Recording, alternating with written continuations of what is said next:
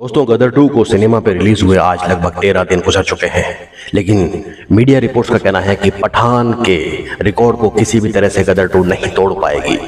पठान ने अब तक जहां 435 करोड़ रुपए का कारोबार किया था, वहीं गदर 2 ने 400 करोड़ का आंकड़ा पार कर लिया है और ये बहुत जल्द 435 करोड़ को भी पार कर लेगी। लेकिन पठान से अगर तुलना करें तो पठान को जहां 5500 5,500 स्क्रीन पर रिलीज किया गया था, वहीं गदर 2 को सिर्फ और सिर्फ 4,000 स्क्रीन मिले। ये भेदभाव तो अक्सर बॉलीवुड पे होता रहा है। 1,500 स्क्रीन कम मिलने के बाद भी गदर 2 ने जिस तरह से तहलका मचाया है बॉक्स ऑफिस पर, वो किसी से छुपा नहीं है। लोग ट्रकों में, बसों में, ट्रैक्टरों में भर भर के सिनेमा में जा रहे हैं। पूरा का पूरा गांव जहां फिल्म को देखने जा रहा है। ये इस फिल्म की लोकप्रियता ही है कि सनी देओल इस वक्त बॉक्स ऑफिस के बादशाह बने हुए हैं। पठान के कहां 5,500 स्क्रीन और कहां गदर 2 के सिर्फ 4,000 स्क्रीन पर भी पुरजोर टक्कर देती नजर आ रही है गदर 2। सूत्रों की माने तो गदर 2 जिस तरह से 13 दिन गुजरने के बाद भी परफॉर्मेंस कर रही है, बहुत जल्दी ये 500 करोड़ का आंकड़ा पार कर देगी।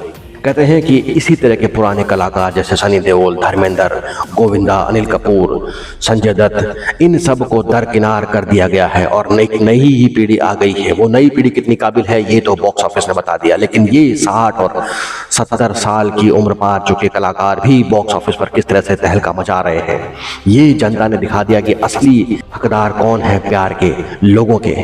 सिनेमा पर 40 साल से राज करने वाला सनी देओल आज जब बिना हैंडपंप उखाड़े ही इतना लोकप्रिय हो गया है, तो सोचो गदर में जब उसने हैंडपंप उखाड़ा था तो लोकप्रियता की क्या चरम सीमा रही होगी। गदर 2 दर्शकों का प्यार इसी तरह से सिनेमा में बिखेरती रहे और 400 और 500 करोड़ का आंकड़ा पार करती रहे। ये बॉक्स ऑफिस के लिए एक संजीवनी का काम करती है, क्योंकि कोविड के बाद जिस तरह से थिएटर्स में लोगों ने जाना ही बंद कर दिया था और लगभग ये एक बात कहने लग गए थे लोग कि अब सिनेमा लगभग बंद होने के कगार पर है। गदर 2 ने सिनेमा पर वही तूफान और वही आंधी फिर से लहरा दी है।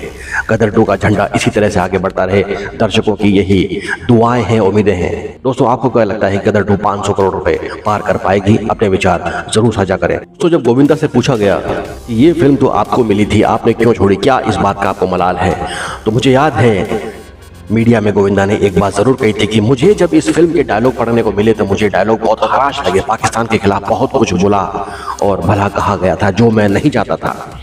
मैं अगर इस तरह की गलती करता और मेरा करियर डूब जाता तो मुझे कौन बचाने आता, क्योंकि मेरे पीछे कोई धर्मेंद्र नहीं खड़ा है। लेकिन सनी देओल ऐसी गलती करेगा और ये गदर फिल्म जो पार्ट 1 बनी थी वो फ्लॉप भी हो जाती तो धर्मेंद्र उसके लिए ऐसी 4 फिल्म और बना देते।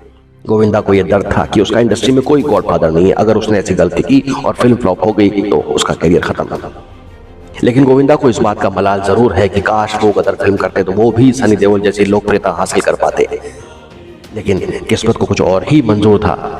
अनिल शर्मा को मना करने के बाद ये फिल्म सनी देओल के पास आई और सनी देओल ने जिस तरह से हिम्मत दिखाई है इस फिल्म को करने के लिए, गदर और गदर 2 एक अलग ही इतिहास रच गई। मीडिया रिपोर्ट्स का कहना है कि गदर 2 में सनी देओल को सिर्फ और सिर्फ 5 करोड़ रुपए दिए गए, लेकिन सनी से जब मीडिया वालों ने पूछा तो उन्होंने कहा कि गदर 2 का रिकॉर्ड सिर्फ और सिर्फ इसीलिए से नहीं टूटा है कि ये फिल्म बहुत भव्य पैमाने पर बनाई गई है।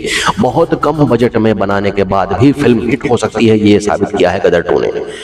फाइट सीन्स पर बजट बढ़ जाने के कारण ही अनिल शर्मा के कहने पर सनी देओल ने अपना बजट कम किया था। ये सनी देओल की दरियादिली है कि इतने कम बजट में फिल्म करने के बाद भी बॉक्स ऑफिस को 500 करोड़ का स्वाद चखाने जा रहे हैं।